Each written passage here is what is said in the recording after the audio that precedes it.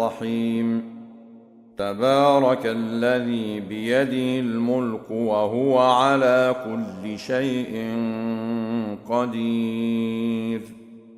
الذي خلق الموت والحياة ليبلوكم أيكم أحسن عملا وهو العزيز الغفور الذي خلق 7 سماوات طباقا ما ترى في خلق الرحمن من تفاوت فارجع البصر هل ترى من فطور ثم ارجع البصر كرتين ينقلب إليك البصر خاسئا وهو حسير ولقد زينا السماء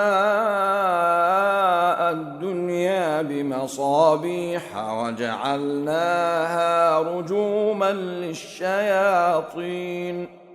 وأعتدنا لهم عذاب السعير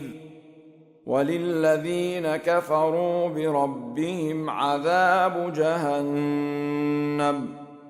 وبئس المصير إذا ألقوا فيها سمعوا لها شهيقا وهي تفور تكاد تميز من الغيظ كلما